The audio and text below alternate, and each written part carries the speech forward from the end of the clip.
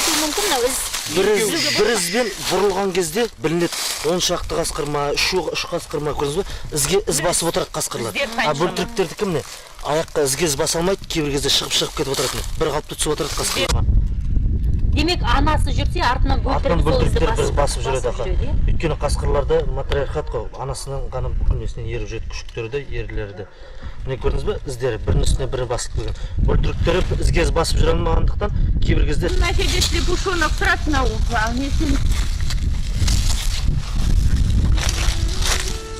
мейлі ол аң болсын, құс болсын, әрбір жан-жануардың өзінің тіршілік ету заңдылығы бар. Көл жағасындағы мынандай індерді кішігірім бір қалашық дерсіз. Омыртқалы жануарлар классына жататын борсықтың іні. Кіреберісі 30 сантиметрден бастап 1-1,5 метр дейінгі тереңдікте қазылатын інде аталық борсық, аналық борсық 5-6 баласымен осы жерде тіршілік етеді. Бауырмен жорғалаушы жәндіктермен қоректенетін борсық сондай-ақ тазалық түседі. Борсықтың отбасының дәретханасы оның інінен едәуір қашық жерде орналасады. Борсық тұратын інінен басқа өзі су ішетін көл жағасына таяу жерден шағын етіп, тағы 1-2 ін қазып қояды екен. Егерде су ішіп келе жатқан жолда қауіп төнгенде негізгі ініне жете алмайтынын сезсе, жол жөнекей осы жерге бастау қалайды. Наурызым қорығында үлкенді-кішілі 12 көл бар. Солардың ішіндегі үлкен көлдердің бірі Ақсуат. Ақсуат, үлкен Ақсуат және кіші Ақсуат болып бөлінеді. Көктемнен бастап қар түскенге дейін тарқамайтын құстардың базары жылдың 3 мезгілінде де қорықтың сәнін келтіріп тұрады. Мамыр айынан бастап қазан айының аяғына дейін арнайы бақылау орындарында кезекшілікпен жұмыс атқарылады. 20-25 метр биіктікке орнатылған мынандай күзет орындарынан далалы жердегі тұтанған өртті бірден байқауға болады дейді инспекторлар. Наурызымды еске аламын күндемен, қалың орман алтын сәуле гүлімен, мен қалайша ұмытайын жерімді, алтын бесік туып өскен елімді. Осы өлеңді мен 79 жылы әскерге шақыртылғанда елді сағынып, осы Наурызымның қорығының осындай табиғатты сол сүйіспеншілігімнен сол әскерде шығарған өлеңім. Өзім осы мынау көлді қорғайтын инспектор болғандықтан мен осы құстардың осы көктем кезде қай уақытта келгендері, содан қай уақытта ұя салады, қай кезде балапандарын шығарады, осы құстардың тыныш болып, осыларға ешқандай қауіп-қатер төнбеу керек. Сондықтан соған көңіл бөліп осы жерде біз сондай қызметпен айналысамыз. Ақсуат көлінде ұшып қонып жатқан құстың үнінен құлағын ұстынады. Шағала, бір қазан, қаз-үйректер арасынан оқшаулау жүрген 5 ақ тырнағында көзіміз шалып қалды. Өздеріне назар түскенін байқаған тырналар бірден аспанға көтерілді. Ал құс түресі аққулар ешбір сескенбестен сәнін бұзбай жұптасқан қалпы жүзіп жүрді. Бұл жерде бүркіттің бірнеше түрі де ерекше қорғауға алынған. Солардың бірі бір ғана балапан басатын дала бүркіті. Қиядағыны шалатын қарағы құс ұясын биіктігі 20-25 метр болатын қарағайдың ұшар басына салады. Бұл болашақ балапан үшін қауіпсіз орын. Ұяның ені 2 метрге дейін көлемді жалпақ болып келеді. Қарағайдың түбіне жақын келсеңіз, бүркіттің қорегі болған түрлі жәндіктер мен құстардың сүйегінен аяқ алып жүре алмайсыз. Балапаны темір қанаттанған соң бүркіт оны алып ұшып кетеді. Тек келесі жылы ғана жұмыртқа басу үшін осы ұяға қайта оралады. Оған дейін бүркіттің ұясын басқа ешбір құс мекендей алмайды. Қорық флорасында өсімдіктің 687 түрі бар. Оның ішінде сирек кездесетін өсімдіктердің 20 түрін жолықтыруға болады. Ал 5 түрі Қазақстанның қызыл кітабына енгізілген. Олар қатты жапырақты шисабақ қоңырбас, шіреніп қызғалдағы, қырғыз қайыңы, теңге жапырақты шықшөп және мұғалжар ақ жапырағы. Ал дәрілік өсімдіктер алқаптың кез келген жерінен табылады. Пармелия ваганс деген ол емге өте жақсы, пайдалы, тамаққа жақсы. Неге салып қайнаған суды құясыңдар кесеге, сонымен коньячный цвет болады, қоңыр сондай. Соны тамақты шайып, бір күнде, бір жарты күнде тамақтатыныз жазылады. Алыстан қарағанда аппақ қар басып жатқан секілді ойдым жерлерді жол жөнекей жиі кездестірдік. Сөйтсек, бұл тұзды жер екен. Жақындап барып қарағанда ғана оның тұз екеніне көз жеткізуге болады. Көрген жердің айтуынша, Ұлы Отан соғысы жылдарында ауыл адамдары осындай жерлерден майданға тұз даярлап жөнелтіп тұрған.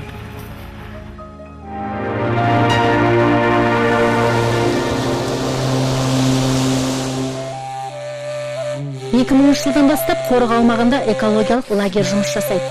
Жаз мезгілінде 3 ай бойы далада киіз үйлер мен палаткалар тігіліп, 50 бала 14 күн бойы табиғат аясында демалады.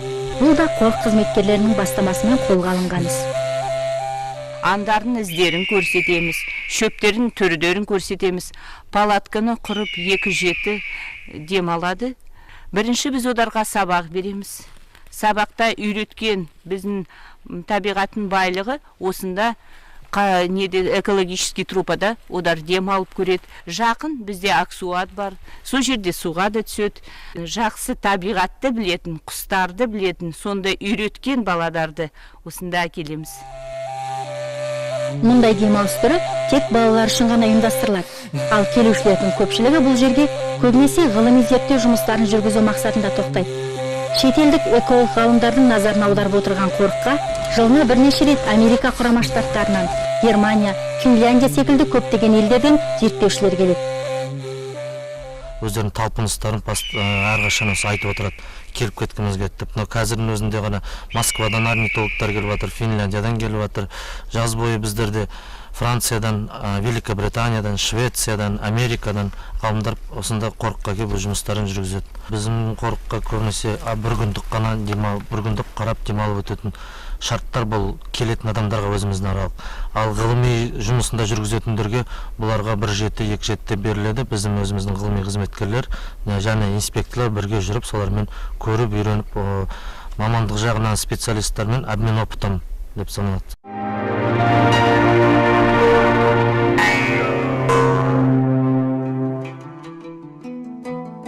Қостанай өңірі көмейіне бұлбұл ұялаған ақын жыршылар мен бармағынан бал тамған шеберлер өлкесі. Атадан балаға мұра болып қалған ұсталық өнерді серік етіп келе жатқандардың бірі Дәурен Ысқақов ақсақал. Мынау 8 өрім етіп өріліп, тобылғымен сапталған қамшы. Осындай болып өрілген топшыны берік етіп бекіту қолөнершілердің арасында ұмыт қалып бара жатқан әдіс. Ата, андағы қолыңыздағы қайыстан не жасамақ болып даярланып жатырсыз? Мынау қамшыны 8 өрім балаларға арнап, мына қайыстан 8 өрім қамшы өруге дайындап жатырмын. Мынау жерге мынай қамшы келеді, мынаның астында тағы бір өзегі болады, мынаның астында. Өзек осындай қайыстан. Жұмырлап, өзегі деген жұмыр қайыс болады. Соны мынау неге бекіту үшін мынаны бекіту. Мына жерде ол да бір өнер, енді бас қондырыс деген жай нете салмайды. Ол да бас қондырыс деген болады. Енді мынаны 8 өрім қып келгеннен кейін, мынау жерге келіп тоқтату, мынау бет-бетіне кетпес үшін, әрі беріп болу үшін топшы деген нәрсе. Мына сияқты қып бекітсе, мынау өте берік нәрсе, ол өмірі тарқатылмайды. Соғыстан кейінгі жылдары тапшылықтан осы кәсіпті қолға алған Дәурен атамыз биыл 83-те. Жас ұлғайып, көз жанары әлсірегендіктен әрі өнеге болсын деп, қолөнер бұйымдарын жасауды баласына, немерелеріне үйретуде. Қамшыдан бастап атарбаға дейінгі заттары үлкен сұранысқа ие болған ақсақалдың өмірден түйгендері де жетерлік. Мынада сіздерге түсіндіретін нәрсе, мынау жатқан түйенің суреті. Шоғып жатқан түйенің суреті. Қазақта былай келіп тұрған, мына үйге кіріп келсең, ана үйдің бай екенін мынадан білесің. Мынаны әртүрлі ұқсарады мына жерін. Өйткені түйе деген хайуан қазақтың өмірінің бір бөлшегі. Ұсталықты кәсіп еткен Дәурен атайдың бойындағы ақындық пен жазушылық қасиет өзімен бірге жасасып келеді. Ол кісінің қаламынан туған жыр шумақтары мен кейінгі ұрпаққа өнеге боларлық ой толғамдары аудандық, облыстық басылым беттерінде жарық көріп тұрады. Өлеңді ауылының тұрғыны қолөнер шебері аңсаған Төрен ақсақалдың ерекшелігі, ол кісі барлық туындыларын кептірілген ағаш тамырларынан жасайды. Ал мынау ақсақалдың өзі ағаш бұтақтарынан төбесін жауып ойластырған жазғы демалыс орны сәкі. Аңсаған ақсақал бізгелер уақыттан аз ғана бұрын сырқаттанып ауруханаға түсіп қалғандықтан жүздесудің сәті түспеді. Арнайы іздеп келгендіктен балалары қолөнер шеберінің туындыларымен танысуымызға мүмкіндік жасады. Біз Аңсаған ағамыздың шеберханасында отырмыз. Бұл жерден байқағанымыз, қолөнер шебері өзінің жасаған кез келген композициясындағы жетіспей қалған тұстарын, өзінің ішкі толғанысын бір шумақ өлеңмен толықтырып қоятын секілді. Мысалы, мына жерде Ал қызыл қарап тұрсаң түсі ашық, асыл тас жарқырайды сәуле шашып. Арасын қалың жыныс мекендеп ап, аққұтан ұя салған орналасып дейді. Ол негізі мына композицияны толықтыру үшін жазылған өлең секілді. Өлең дауылында туып өскен азаматтың қолынан шыққан әрбір туындысынан табиғатқа деген ерекше ілтипатты көресіз. Шағын шеберхана ішіне қойылған кескіндемелердің әрқайсысының өз орны бар. Мысалы, қасқырдан қашқан еліктер композициясында жан сауғалап, орғи қашқан еліктердің сұлбасымен оларды өкшелеу қуған бөрі сәтті бейнеленген. 20 жылға таяу уақыт қолөнермен шұғылданып келе жатқан аңсаған Ториннің қолынан шыққан дүниелердің саны 200-ге таяп қалыпты. Бірақ ағаш шебері әсем бұйымдарын сатып күнкөріс көзіне айналдыруды мақсат етпепті. Туындылары рухани ләззат сыйлап, кейінгі ұрпаққа өнеге ретінде қалмақ. Біздің Қостанай облысындағы сапарымыз осымен аяқталды. 2008 жылы ЮНЕСКО қарамағындағы ерекше қорғалатын аймақтардың қатарынан орын алғалы тұрған Наурызым қорығының бүгінгі тыныс-тіршілігі міне осындай. Саяхат бағдарламасының келесі хабарында жүздескенше аман сау болыңыздар.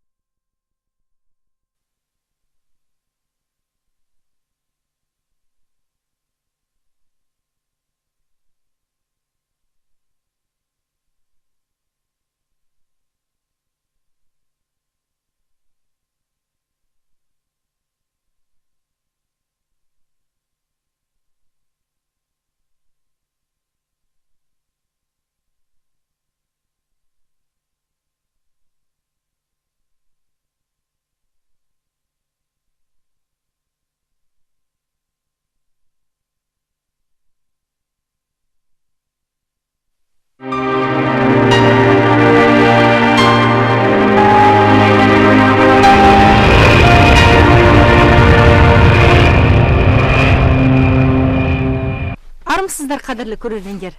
Саяхат бағдарламасының шығармашылық тобы Павлодар облысында. Кезекті хабарымыз Қойнауы құпия сырға толы, сұлулығына көз тоймас өлке Баянауылға арналады. Бізбен бірге болыңыздар.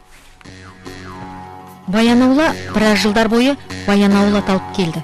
Қазірдің өзінде де Баянаула мен Баянауыл атаулары тең қолданылады. Ресми атауы Баянауыл.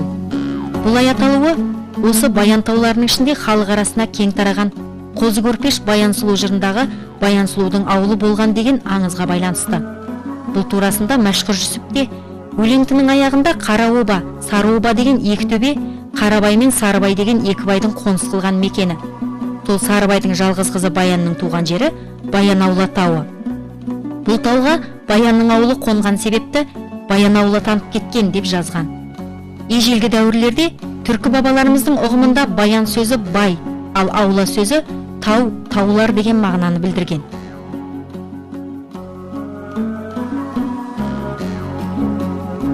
Баянауыл ауданы 1928 жылы құрылған.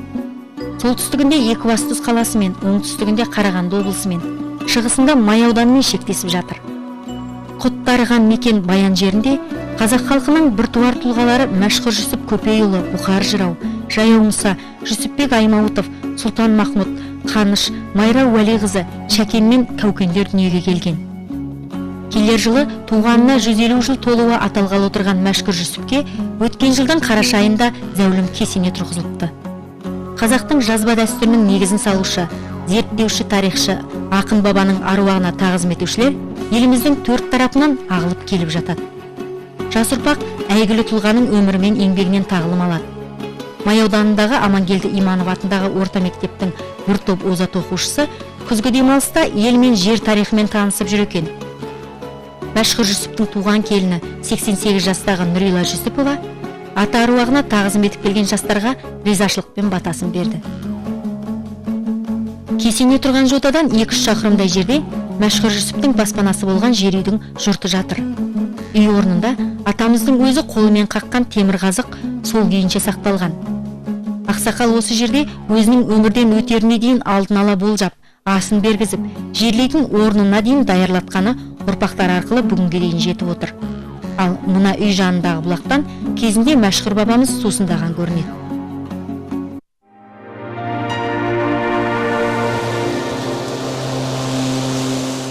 Баянауыл ұлттық бағын қорғауда негізгі рөл атқаратын көліктердің бірі тікұшақ.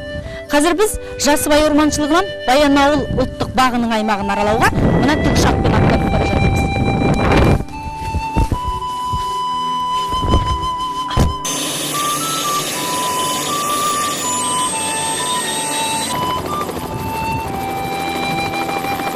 Баянауыл ұлттық бағы алғаш рет 1947 жылы орман шаруашылығы ретінде құрылған. 1985 жылы көлемі 50.688 гектар аймақ Баянауыл ұлттық бағы болып қайта құрылады. Бақ Жасыбай, Баянауыл, Далба деп аталатын 3 орманшылықтан тұрады. Аумақтың 20.000 гектары орманды алқап. Өрт қаупі күшейетін жаз маусымында ұшқыш барлаушылар әрбір 3-4 сағат сайын аспанға көтеріліп, аумақты жоғарыдан бақылауға алады. Бұл өрттің алдын алудың бірден-бір тиімді жолы. 1997 жылы 40 күн бойы тоқтау бермеген өрттен 5000 гектар жер отқа оранған екен. Соңғы 4-5 жылда сол алқаптағы ағаштарды қалпына келтіру жұмысы жақсы нәтижесін бере бастаған.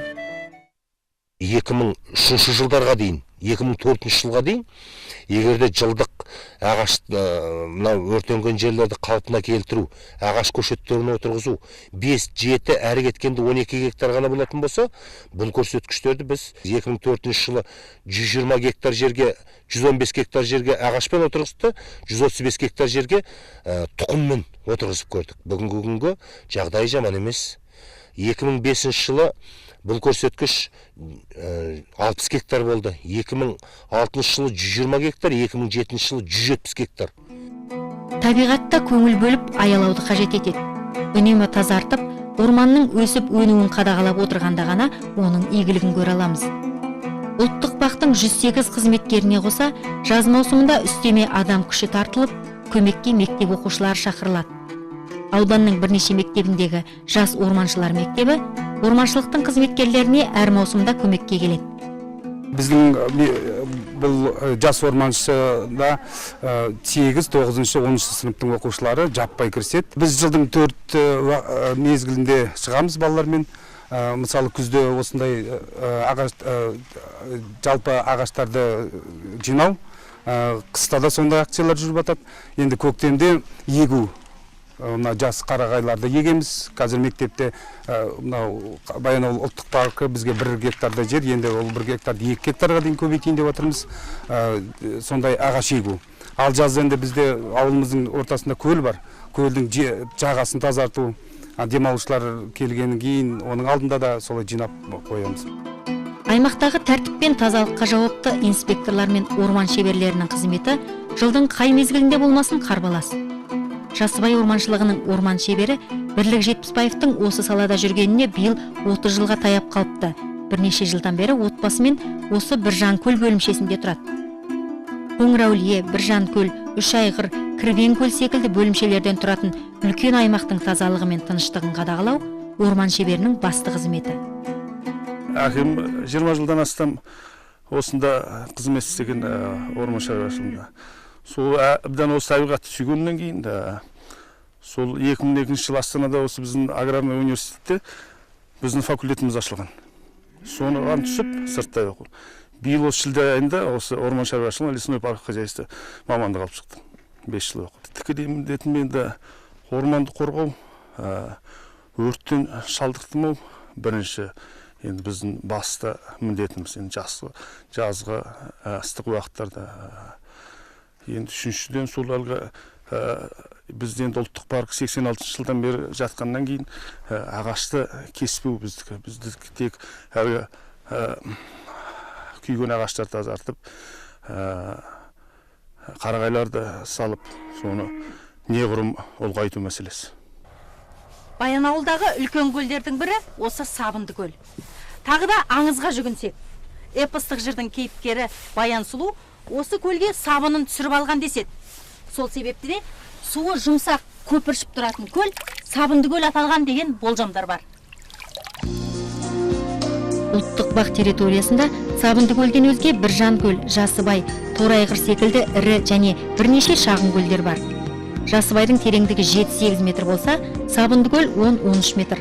Бұл көлдерде балықтың 8 түрі кездеседі. 100-ден аса құстар осы көлдер арқылы ұшып өтеді екен.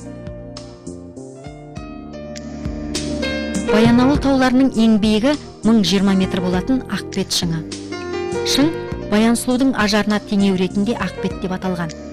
Миллиондаған жылдар бұрын қозғалған жер асты вулкандарынан түрлі таулар мен жоталар түзілген. Қай жағыңызға қарасаңыз да сан алуан мүсіндегі тастардан көз ала алмайсыз. Тұрғындар олардың барлығына өздерінше ат қойып алған. Қазір көріп тұрған тастарыңыз мына Саймантас дейді. Саймантастың биіктігі 30 метрде, жуандығы ең үстіңгі жағының жуандығы 9-10 метрден болады. Дәл осындай ғажайып тастар Канаданың бойында да бар екен. Оның бір ғажабы дәл осындай биіктікте, дәл осындай таспен ғана келінген. Тастарға қарап тұрып әркім өзінше болжам жасайды. Мына тас кемпір тас деп аталады. Себебі қырынан қараған жанға кемпірдің бет әлпетін аңғару қиын емес. Инспекторлардың айтуынша, бір кездері ауыз қуысынан көрініп тұрған тілі секілді тасты біреулер жұлып кетіпті. Ал мынау режиссер Шәкен Аймановтың Найзатас баурайында фильміне арқау болған Найзатас. Осы өңірдің түлегі Шәкен Айманов туған жерінің сұлулығын бір ауданда Қызылтас шекарасы, Алдаркөсе секілді фильмдерінің эпизодтарында көрсеткен.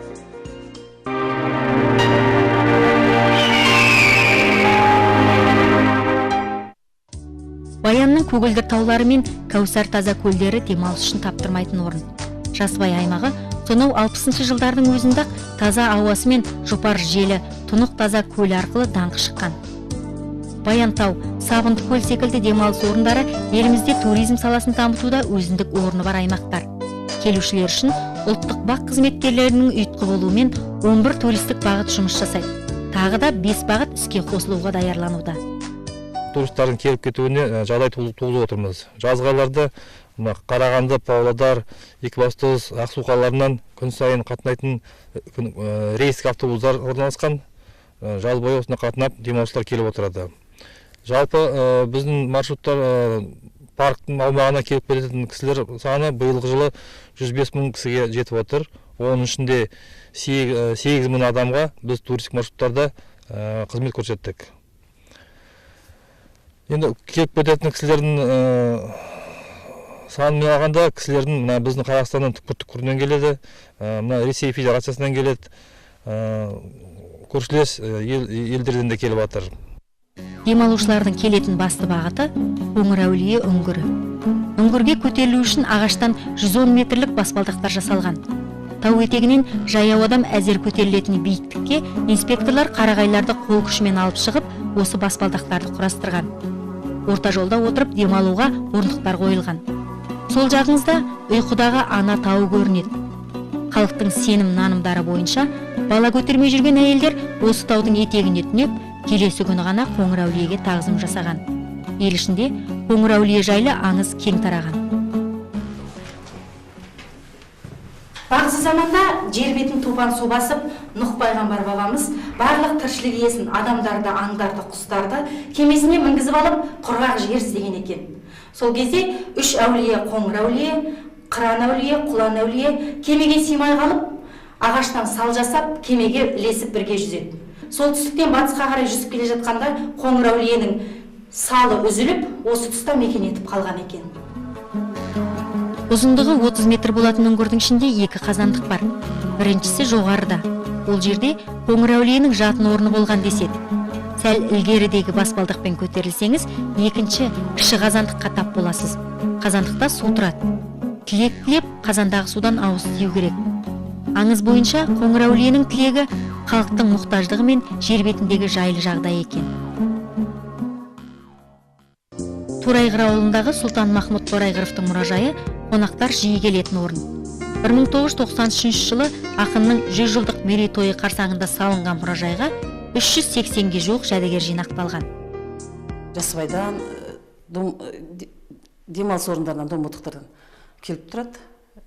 Ұлттық парктан енді жазғайларда енді қыста сондай адам көп келе қоймайды. Келеді, бірен саран енді болады. Келер ұрпаққа енді тәлім тәрбие берер енді өте көп мол деймін енді Сұлтанмахмұт ағаның енді өзінің артында қалдырған несі, енді 2 романы бар, 5-6 поэмасы бар, 100-ден аса өлеңі бар. Енді жылда осы Сұлтанмахмұт оқулары өтіп жатады. Керек материалды бәрін осы мұражайдан алып отырады оқушылар. Торайғыр ауылының жанындағы ақын зираты 100 жылдық той өткен уақытта жаңартылып, кесене тұрғызылған. Бұл да осы жердің азаматтарының қолдауымен іске асырылған игі шаралардың бірі.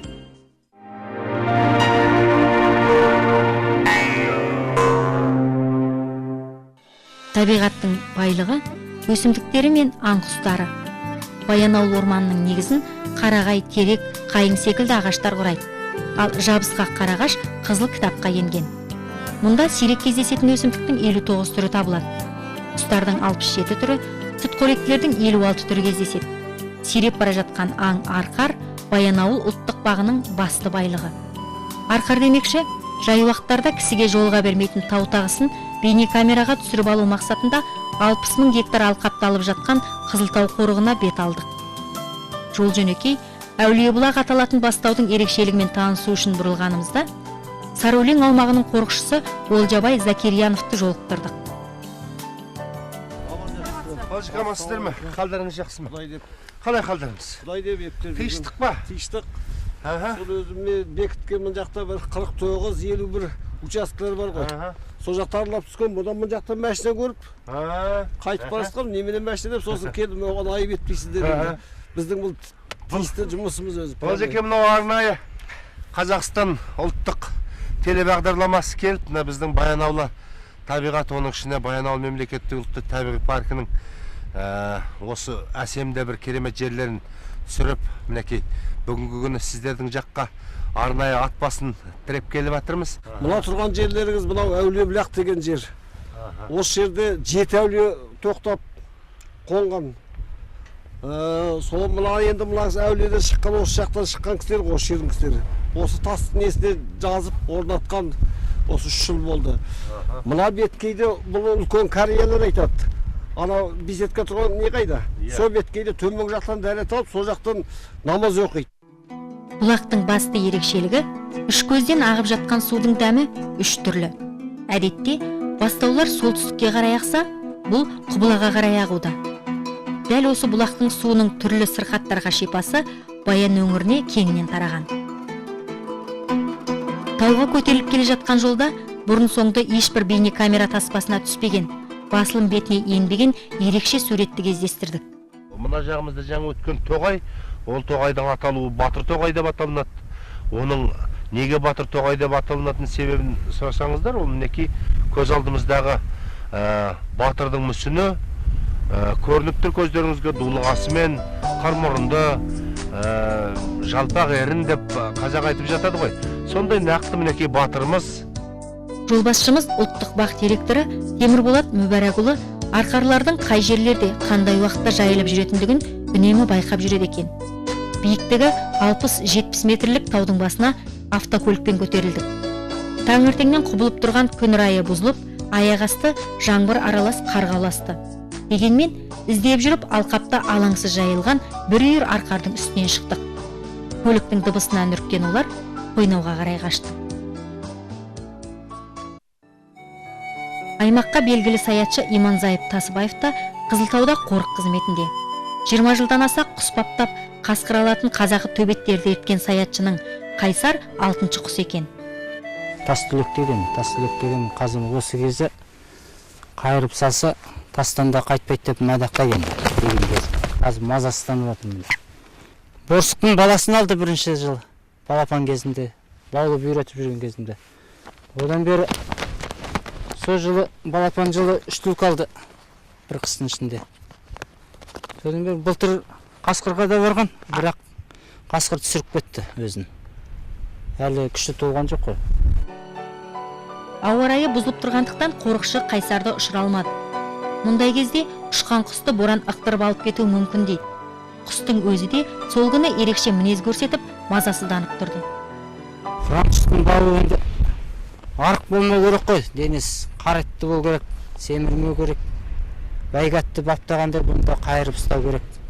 Аңға салар кезде ақ жем дейді. Етті жем аяғы болады, соған суға салып, сулап солай береді. аңға берердің алдында тамақ бермейсіз, шығардың алдында. Ашықтырып, бір күн бұрын. Сосын бұл қыран құс енді өзінің тамақ үшін ғана. Ана мінезі өте ауыр. Жаңа алған